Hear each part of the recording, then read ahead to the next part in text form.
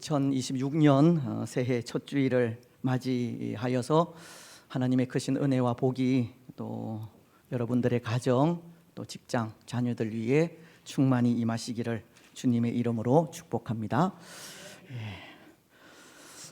이전 그 중세 시대에 로마 가톨릭의 이 사제들은 고행을 즐겨하였습니다. 그 이유는 고행이 구원에 이르는 하나의 방편이라 생각을 하였기 때문입니다. 그래서 로마 가톨릭의 사제들은 깊은 산속으로 들어가 노동을 한다거나 자신의 몸을 학대하는 등 금욕 생활을 통해 구원의 진리를 깨닫고자 하였습니다. 마틴 루터도 그러하였다고 하지 않습니까? 그도 구원의 진리를 깨닫지 못했을 때에는 이 바티칸에 있는 이 성 베드로 성당의 계단을 무릎으로 기어 오르는 고행을 했다고 합니다. 당시 사제들이 다 그러하였듯이 그는 무릎으로 그 계단을 한 계단 오르고 그 계단에 입 맞추고 또 한 계단 무릎으로 오르고 입 맞추는 그 고행을 계속 하다 로마서 1장 17절 말씀인 오직 의인은 믿음으로 말미암아 살리라는 말씀을 통해 구원의 진리를 깨닫고 그 이후에 그 계단을 박차고 일어나 그 계단을 걸어 올라갔다는 말이 있습니다. 마틴 루터도 고행을 통해 구원의 길에 이르려 했다는 겁니다. 구원은 오직 우리 구주이신 예수 그리스도를 마음으로 믿고 입으로 시인하는 믿음만으로 이루어지지만 로마 가톨릭은 고행을 구원의 또 다른 방편으로 생각을 하였기 때문입니다. 그런데 여러분, 저는 한편으로 그런 생각도 해봅니다. 비록 그들 로마 가톨릭의 교리가 고행을 통해 구원에 이르는 길을 제시하기도 하지만 어떤 면에선 그 고행을 통해 우리를 위해 십자가를 지신 예수 그리스도를 그들 몸에 새기려 한 것은 아닐까 하는 생각입니다. 고된 노동과 자기 몸의 학대를 통해 예수님께서 우리를 위하여 지신 십자가를 그 몸에 새겨 하나님의 사람으로 늘 예수님과 함께 하려 한 것이 또 하나의 이유가 되지 않을까 생각을 하는 겁니다. 실제로 로마 가톨릭의 수사 중에 한 분인 이 성 시메온이라는 사람은 그런 모습을 보이기도 한 것이 그는 아무도 오르지 못하는 뾰족한 기둥 위에 앉아 고행을 하며 금욕 생활을 했다는 겁니다. 그래서 그를 이 최초의 주상 고행자라고 부르는데요.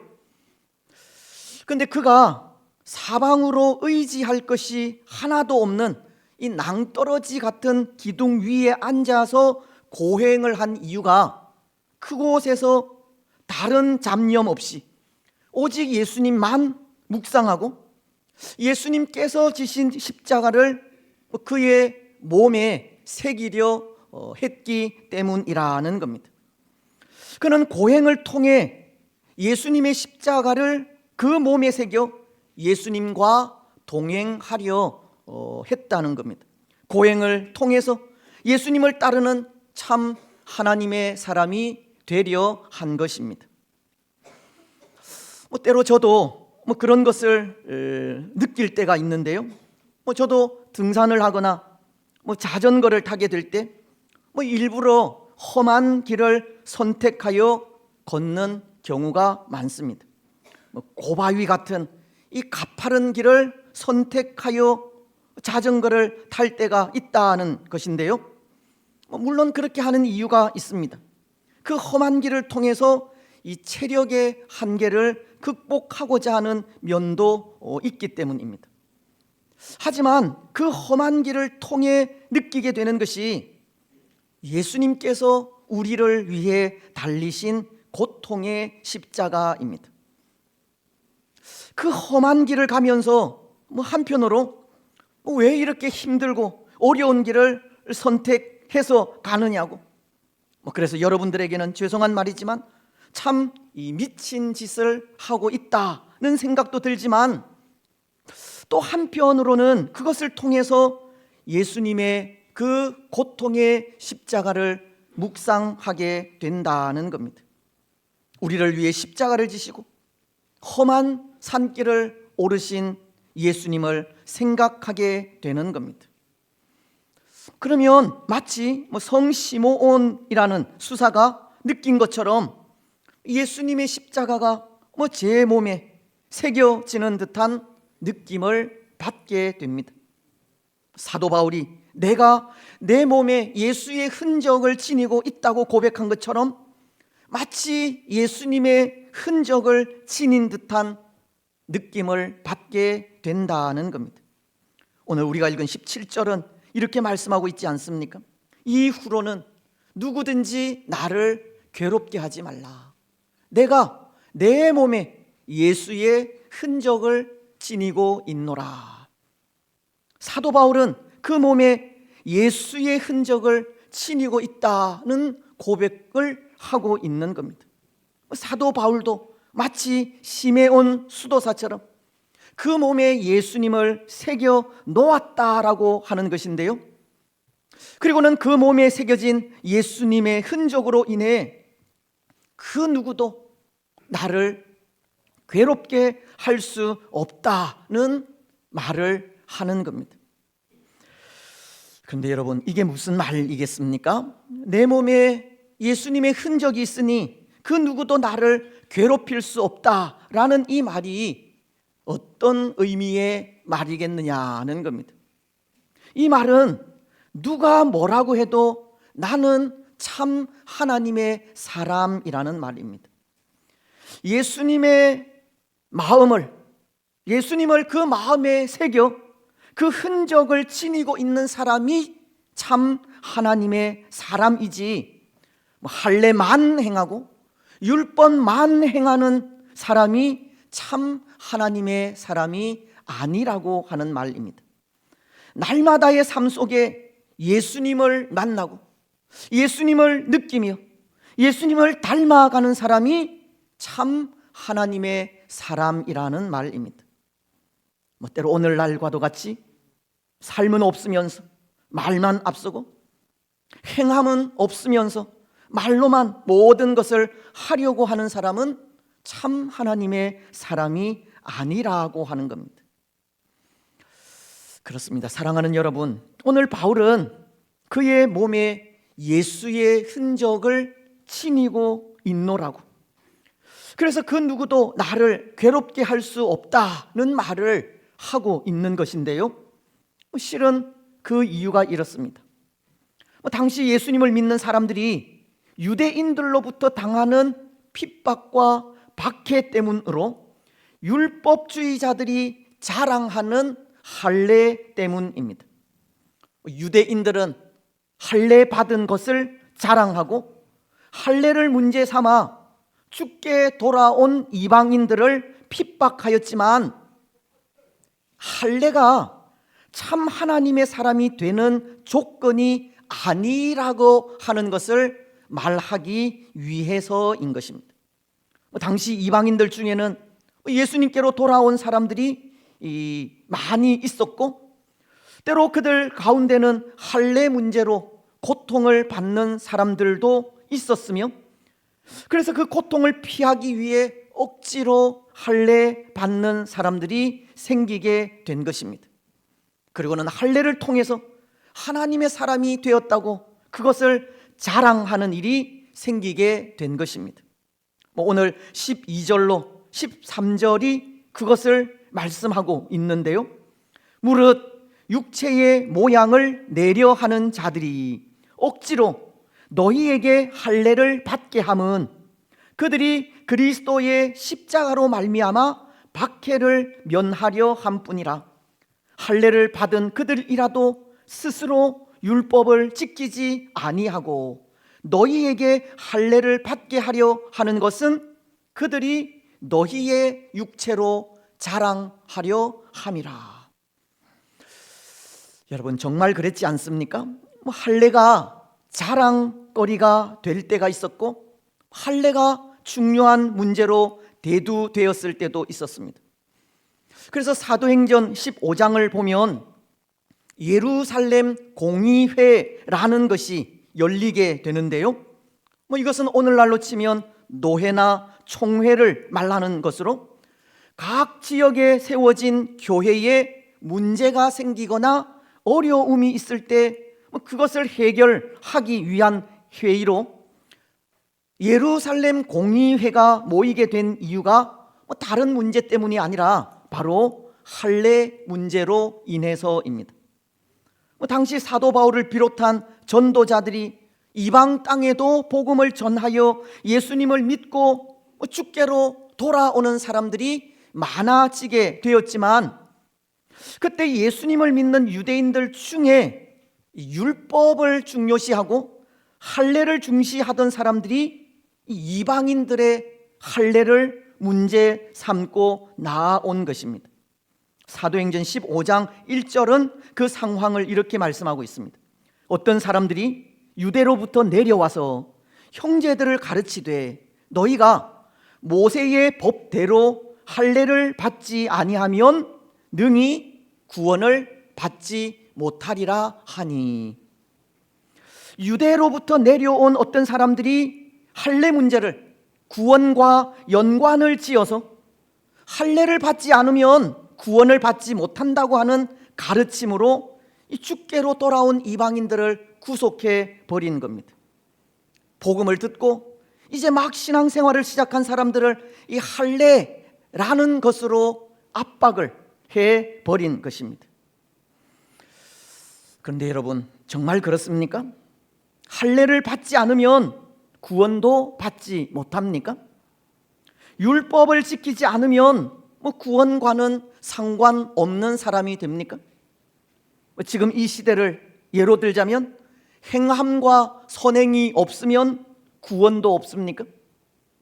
교회의 전통을 따르지 않고 교회의 법을 지키지 않으면 구원이 없습니까? 지도자들에게 불순종하고 힘 있는 사람이나 하나님과 교제한다는 사람들의 의견을 따르지 않으면 그 구원이 사라지게 됩니까? 왜 사람들은 이런 것들로 믿음의 삶을 구속하고 믿음으로 누려야 하는 참 자유를 빼앗아 가는지 모르겠습니다. 왜 사람들은 이런 것들로 인해 신앙의 삶을 힘들게 하는지 모르겠다는 겁니다. 물론 이런 것들이 교회의 건덕상의 문제는 될 수 있습니다. 할례 같은 경우는 하나님께서 아브라함에게 하나님의 백성 된 표식으로 할례를 행하게 하셨기 때문에 그것이 교회의 구성원으로 하나님의 공동체에 속한다는 소속감을 줄 수는 있습니다.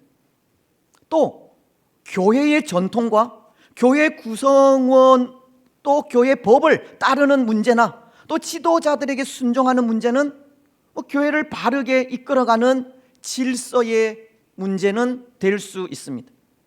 행함과 선행은 믿음을 가진 사람들의 그런 삶의 문제에 해당될 수 있습니다.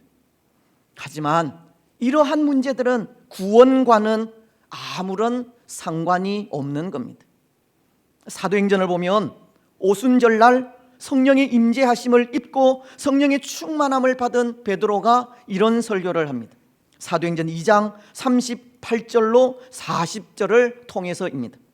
베드로가 이르되 너희가 회개하여 각각 예수 그리스도의 이름으로 세례를 받고 죄 사함을 받으라. 그리하면 성령을 선물로 받으리니 이 약속은 너희와 너희 자녀와 모든 먼데 사람 곧 주 우리 하나님이 얼마든지 부르시는 자들에게 하신 것이라 하고 또 여러 말로 확증하며 권하여 이르되 너희가 이 패역한 세대에서 구원을 받으라 하니. 베드로는 우리의 구원이 예수 그리스도를 믿는 데 있다고, 예수 그리스도의 이름을 의지하는 데 있다고 하였습니다. 예수 그리스도의 이름으로 세례를 받고 죄 사함을 받는 것이 곧 예수님을 믿는 것이기 때문입니다. 또한 사도행전은 16장 31절을 통해 이렇게도 말씀하십니다. 주 예수를 믿으라. 그리하면 너와 내 집이 구원을 받으리라. 구원을 받는 길은 예수님을 믿는 것에 있다고 하신 겁니다. 뿐만 아니라 우리가 부르는 찬송의 가사에도 보면 이런 가사가 있는데요, 찬송가 494장 2절 가사입니다.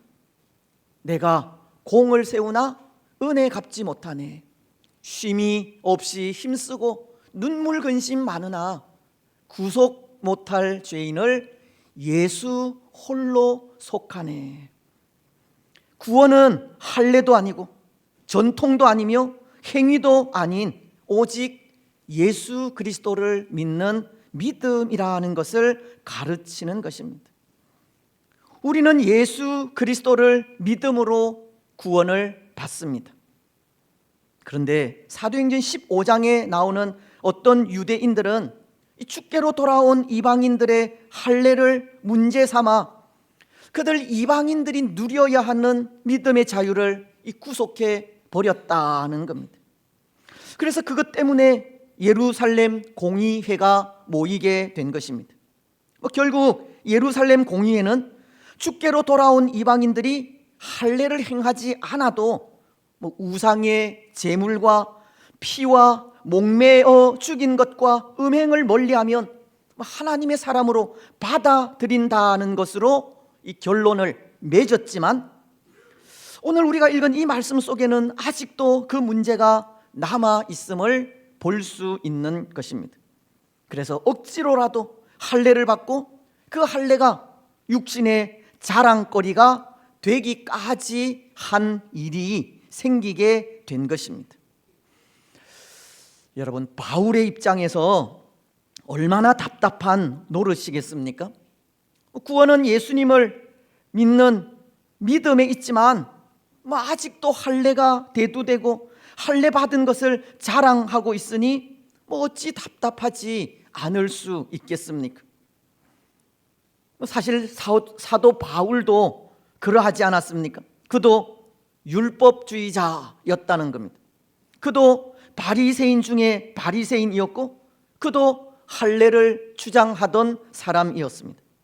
바울도 골수 유대인이요 유대인만이 선민이라 자부하던 자였으며, 그래서 그 어떠한 이방인도 하나님의 백성이 될 수 없는 자라고 주장하던 자였습니다. 이미 이 땅에 오신 예수님을 인정하지 않은 자였었고 예수님을 메시아로 인정하는 자들을 용납하지 않던 자였습니다. 그렇지 않습니까? 오늘 우리를 예로 들면 오늘 우리는 이 고신측 교회에 속한 사람들인데요, 때로 어떤 분은 고신측 교회에 속해 있는 것을 자랑하면서 나는 뼛속까지 고렵하다라고 말씀하시는 분들이 있습니다. 모르겠습니다. 때로 뼛속까지 고렵하라고 하는 것은 우리 고신의 신조라고 할 수 있는 생활의 순결과 신앙의 정통성을 잘 이어가는 것임을 말씀하는 것이기도 한데요, 바로 그것을 바울로 말하자면 바울 역시도 뼛속까지 유대주의자였던 것입니다. 이것은 다른 말로 하면 율법을 거스르는 일은 절대로 용납할 수 없는 사람이라는 겁니다. 율법을 거스르면 죽음이고 이방인들은 결코 우리와 같은 선민이 될 수 없다는 것을 주장한 사람이라는 겁니다. 그래서 예루살렘 공의회를 통해서 할례 문제를 제기한 사람들의 의도도 그런 것이었습니다. 감히 이방인들이 하나님의 백성이 되는 것을 용납할 수 없었던 겁니다. 그들 유대인들도 예수님을 믿어서 이미 기독교인이 되었지만 예수님을 믿는 믿음을 가지고서도 그런 아집을 벗어 던지지 못한 것입니다. 바울도 그런 사람이었다는 겁니다. 그도 바울이 되기 전 사울이었을 때 대제사장의 공문을 받아들고 다메섹까지 예수님을 믿는 사람들을 잡으러 다닌 것도 다 그런 이유에서입니다. 율법을 거스르는 일은 절대로 용납할 수 없고 이방인들은 결코 유대인들과도 같은 선민이 될 수 없다는 겁니다. 바울도 사울이었을 때 유대인의 아집에 빠진 사람이었습니다. 여러분, 혹 오늘 우리에게서도 이런 모습이 있을 수 있지 않습니까? 신앙의 아집에 사로잡혀 있는 모습입니다. 성경은 날마다 성경대로 개혁해 가기를 원하지만 그저 굳어버린 교회의 전통에 사로잡힌 모습이 있을 수 있다는 겁니다. 무엇을 개혁해 나아가야 하고 무엇이 성경적으로 잘못되었는지 알지 못해서 전통을 그대로 고집할 수 있는 겁니다. 그러니 어떤 일이 생깁니까? 아집에 사로잡혀 있으니 날마다 새로워지지가 않는 겁니다. 전통에 묶여 있으니 나와 다른 것은 용납하지도 않습니다. 우리만이 특별하다고 하니 우리라는 공동체에 다른 사람들이 쉽게 들어오지도 못합니다. 우리만의 담을 쌓고 다른 사람들과는 적을 지게 되는 겁니다. 교회는 성령과 사랑으로 하나가 되어야 하지만 성령의 이름으로 행한다고 하면서 사랑으로 행하는 모습이 없어서 상처를 주고 분열을 일으키는 일이 생기는 겁니다. 여러분, 혹 오늘 우리에게 이런 모습들이 없습니까? 그렇다면 오늘 우리도 율법주의자들이요, 바리새인 중에 바리새인이며 이 전통에 묶여있는 할례자일 뿐입니다. 오늘 바울이 이전 사울이었을 때 그랬다는 겁니다. 하지만 이 사울이 바울이 되지 않았습니까? 사울이 바울이 되었습니다. 세상에서 큰 자로 살던 그가 하나님 나라에서 작은 자가 되었다는 겁니다. 이것은 무엇을 말하느냐 하면 바울은 그가 가진 이 율법주의를 깨쳤다는 겁니다. 이 바리새인들의 아집에서 벗어났다는 겁니다. 할례자만이 선민이 될 수 있다는 생각을 떨쳐버린 겁니다. 유대주의자로서 그가 쌓은 담을 허물어 버린 것이고 누구에게든 마음의 문을 열었다는 겁니다. 그런데 여러분, 무엇을 통해서입니까? 누구를 통해서 사울이 바울이 되었습니까? 다메섹 도상에서 만난 예수님으로 인해서입니다. 십자가를 지신 예수님을 만나고 나서부터입니다. 사도행전 9장은 사울이 바울 될 때의 상황을 그렇게 말씀하고 있는데요, 그는 다메섹으로 예수님을 따르는 무리들을 잡기 위해 가는 도중에 호련히 하늘로부터 빛이 그를 둘러 비쳤다라고 하면서 왜 나를 핍박하느냐고 하시는 예수님의 음성을 듣게 되었다고 합니다. 그리고는 나는 네가 핍박하는 예수라고 하시는 예수님의 음성을 듣게 되었습니다. 사울은 그를 찾아오신 예수님을 만난 것입니다. 모르겠습니다. 어쩌면 그는 십자가 위에서 울부짖는 음성으로 내가 너를 위해 피 흘려 살찢어 주었다고 말씀하시는 예수님의 음성을 들었을지도 모릅니다. 아니면 예수님의 그 피 묻은 손으로 그를 어루만지시며 너는 나를 핍박하지만 그래도 나는 너를 사랑한다고 하시는 예수님의 음성을 들었을지도 모릅니다. 여러분, 바울은 예수님을 만난 겁니다. 그를 위해 십자가를 지신 예수님을 만났습니다. 그래서 그는 그 감격이 얼마나 컸던지 사도행전을 통해서 3번씩이나 이 다메섹 도상에서 예수님을 만난 사실을 알리기도 하였습니다. 그 감격이 얼마나 컸던지 디모데 전서를 통해서는 자신이 전에는 핍박자요, 비방자요, 폭행자였다는 것을 고백하면서 지금은 주의 은혜로 믿음과 사랑이 풍성한 자가 되었다고 고백하기도 하였습니다.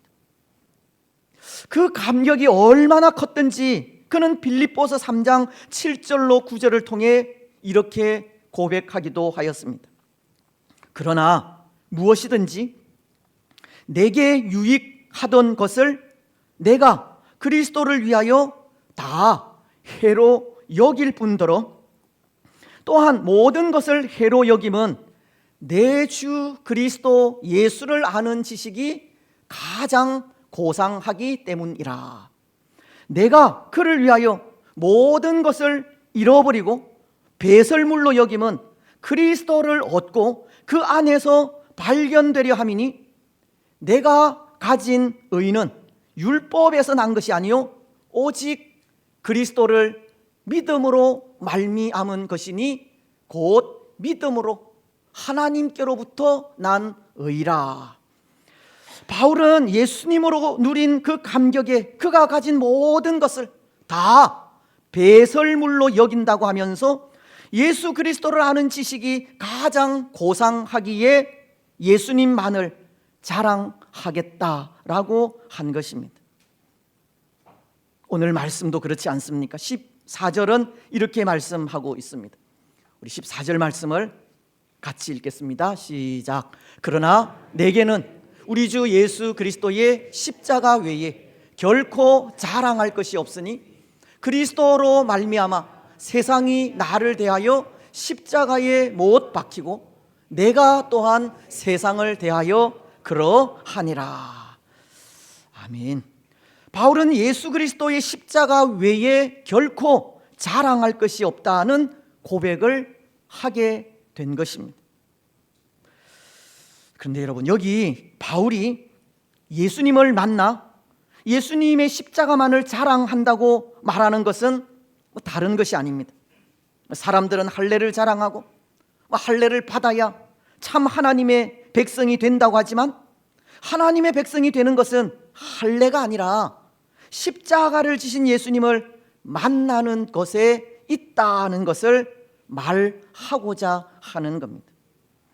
때로 유대인들은 할례를 행하지 않은 이방인들을 박해하기도 하고 할례를 행하지 않는 사람은 구원이 없다고도 하지만 눈에 보이는 할례가 중요한 것이 아니라 예수님을 만나 그 마음에 예수님의 흔적을 가진 마음의 할례를 통해 구원을 받아 하나님의 친백성이 되는 것이 더 중요하다는 것을 가르치고 있는 겁니다. 그래서 여러분, 오늘 바울이 17절을 통해서 강조하는 것이 그것이지 않습니까?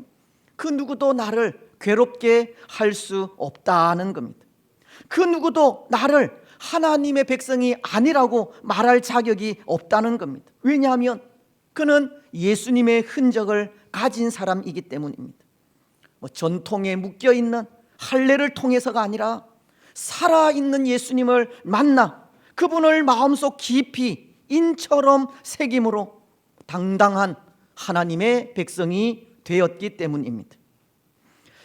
그렇습니다. 사랑하는 여러분, 십자가를 지신 예수님을 만난 사람이 하나님의 백성입니다. 십자가를 지신 예수님이 구원자이시고 소망이라고 고백하는 사람이 참 하나님의 사람입니다. 십자가를 지신 예수님을 마음속에 새긴 사람이 하나님의 자녀입니다. 오늘 우리는 다시 한번 우리 마음속에 예수님의 십자가를 새겨 넣으시기 바랍니다. 다시 한번 예수님의 십자가 사랑을 묵상하시기 바랍니다. 그리고 십자가만이 나의 자랑이라고 고백하시기 바랍니다. 이제 말씀을 맺겠습니다. 사랑하는 여러분, 예수님의 십자가는 능력입니다. 우리에게 우리 주 예수 그리스도의 십자가 외에 결코 자랑할 것이 없습니다. 그 앞에, 십자가 앞에 우리는 겸손할 뿐이고 십자가 앞에 우리는 늘 감사하며 나아갈 뿐입니다. 십자가 앞에 그 어떤 아집도 주장도 다 내려놓을 뿐입니다. 그리고 그 앞에서 우리는 하나가 되어야 하고 그 앞에서 참된 자유를 누려야 하며 십자가 외에 그 어떠한 것도 자랑하지 말아야 합니다. 여러분, 올 한 해 우리는 십자가의 사람으로 십자가의 능력을 가지고 살아가시기 바랍니다. 십자가 앞에 우리 자신을 온전히 내려놓고 십자가로 인해 하나가 되시기 바랍니다. 그리고 십자가의 사람으로 십자가만을 자랑하며 나아가는 복된 성도들이 되시기를 주님의 이름으로 축복합니다. 아멘.